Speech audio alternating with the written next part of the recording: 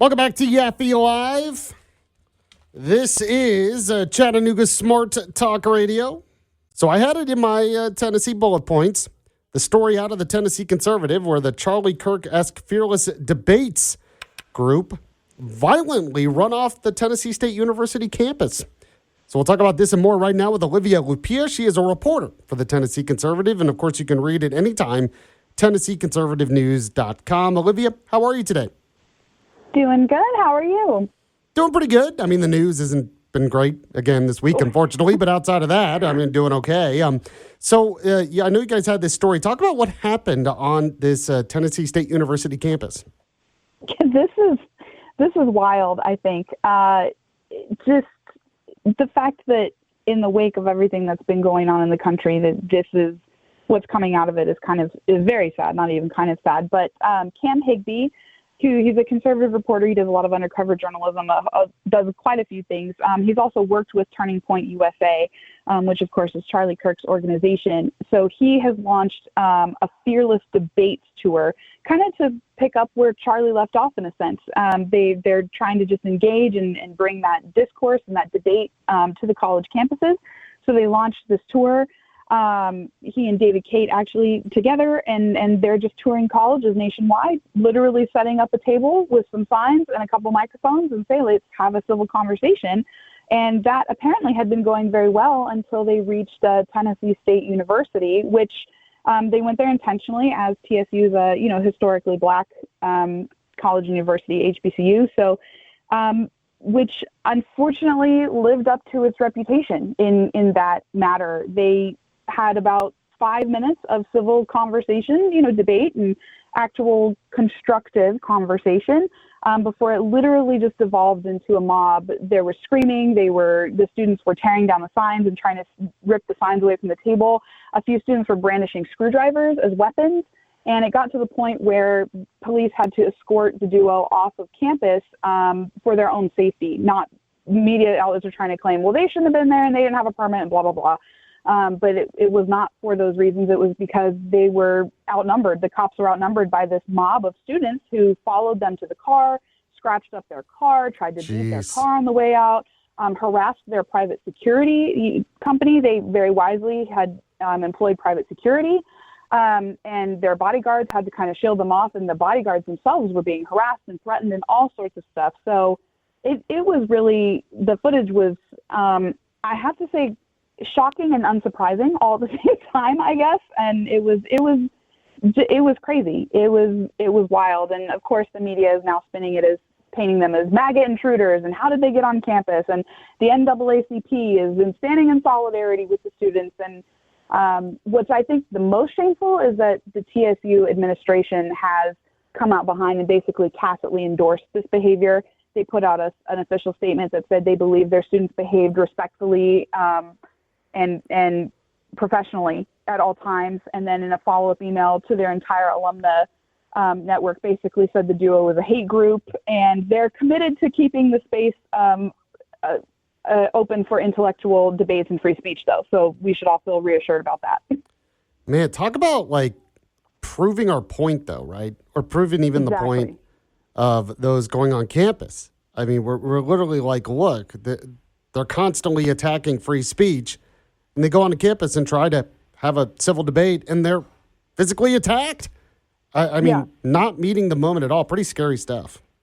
Yeah, it's and I think people are a little bit shocked that that's happening here in Tennessee. Which again, you've got this Tennessee's red theoretically, if we'll call Tennessee red, but just the amount of toxin that is being exposed in these publicly funded, by the way, taxpayer dollar used higher education institutes. They're just rotten to the core. So of course they're calling for defunding the duo and the Fearless Debate team, and even Andy Ogles picked this up and is now calling to defund the university, which I think is inappropriate. I mean, it's literally, I think, the least you can do. It's not just a punish to say hey, we don't like it because you attacked our people, but if you can't even have the opportunity to have a discussion on a campus that is publicly funded, the entire institution is therefore useless. So what's the point of pumping money into it? Well, let's say they really were intruders or whatever and trying to cause controversy. I mean, that doesn't give you a right to attack them physically. It doesn't get, Right. How about try to win in a debate first? But then if you're really worried about them on campus, you have to talk to authorities or something, which that would be dumb too. But I mean, it doesn't mean they just have a right to, we're going to assault them now because we don't like them on our territory. Like, come on. It's crazy. It really, it's just an animal response is really what it is. To go from zero to acting like, Neanderthals really is the best way I can say it. I mean, just what gives you the right because you don't like something that someone says to move to physical violence or physical threats? Like, that's just, it's absurd. It's so absurd. It just doesn't even make any rational sense. Yeah, I'm speaking with Olivia Lupia.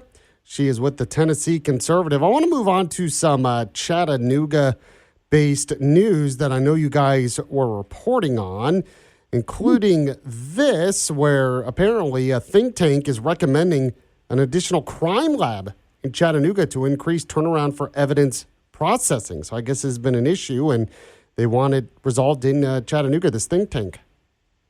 Yeah, I love think tanks because they all get together and talk about things that everyone's been talking about for a long time. So that always cracks me up that when a think tank comes up with it, it's suddenly a great idea. But the point is they're making progress, which is great. So Chattanooga, they've been asking for a new crime lab for a while. The whole state has been crying out for new crime labs just because the processing time is unbelievable. And really nobody really knew it was an issue until there was a father, the murder of a teacher drew attention to just the backlog of rape kits awaiting processing. It was taking months, if not years, to process a single rape kit. Guns right now, I think, are taking 67 weeks to process a firearm through the crime lab. So there's just not the resources, there's not the facilities.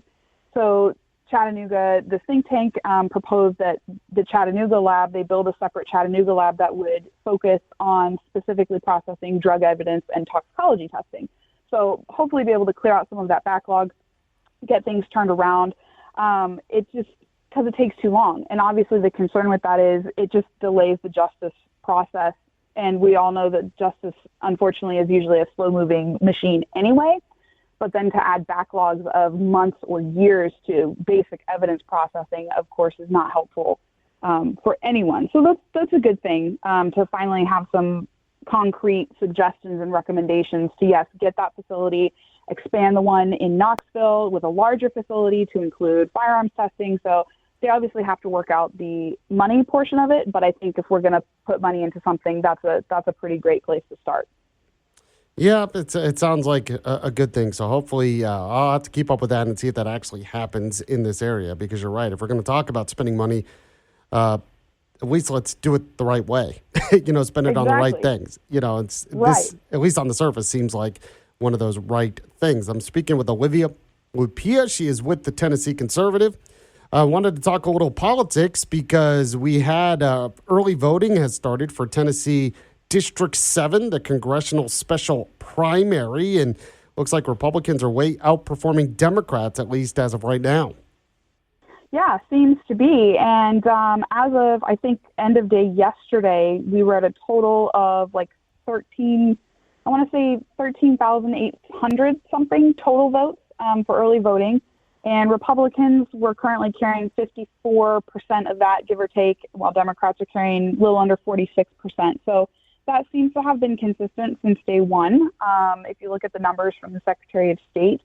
So the fact that Republicans are showing up is good. I think I hope that people are becoming more aware and really turning out to vote. Unfortunately, special elections usually don't have a big turnout, which I think is a shame because we're looking at electing a federal representative to Congress. So this is just as important as any other big line election, in my opinion. So hopefully we'll see more turnout because I believe District 7, I know it's got 14 counties, all or in part, and is 500,000 voters, something like that. So 13,000 is obviously a drop in the bucket, but I'm excited that people are turning out.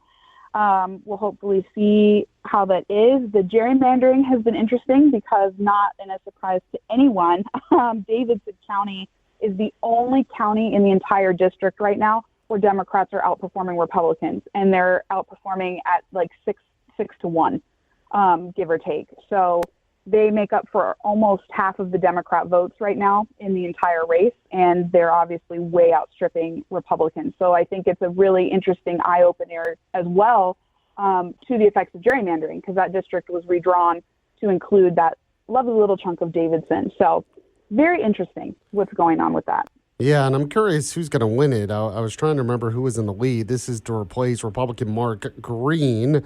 And been a lot of people jumping into that race. So I don't know. Do you know who's in the lead? Oh, I mean, we don't know who's in the lead, but in the polls, I mean. Yeah, in the polls. So on the Republican side, we had leading there were kind of four main contenders that it's kind of come down to, and I'm not 100% sure, what that looks like, because we obviously don't know what the votes themselves are. But I know Jody Barrett was polling very well. Gino Bolso was polling fairly well. Matt Van Epps has been picking up traction, particularly in Montgomery County. He seems to be kind of the favorite in Montgomery, at least just from what I've seen, those kinds of things. And Lee Reeves was polling okay. I do know for a fact that there has been over $1 million dumped into attack ads against Jody Barrett. So that kind of tells you something. They're not necessarily, a lot of these organizations aren't necessarily propping up other candidates. They're just all attacking Jody Barrett specifically. So I do think that's interesting. On the Democrat side, I believe State Reps Afton Ben and Vincent Bixby were polling the highest from what I saw. And of course, there's not really a lot of information about the independent candidates because they don't have a primary. They just face off in the general. So not really a lot known about them regardless, but it'll be very interesting. I think the Republican primary, that's very interesting, and it could kind of go in a lot of different directions. So I'm keeping my eye on it closely. That's my district, so very important to me personally. Yeah. You going to tell us who you have an endorsement? Who are you endorsing? Who are you voting for? You going to tell us? Sure, I will. This is Olivia's opinion. This does not reflect on the Tennessee Conservative, but I will definitely be casting my vote for Jody Barrett. Okay. All right. Very interesting. Olivia Lupia, appreciate you coming on the show. She is with the Tennessee Conservative. Read her latest stuff and more at TennesseeConservativeNews.com. The podcast of this interview will be up on their podcast site and on their website as well. Olivia, have a good one. We'll talk to you again soon. Sounds good. Thank you.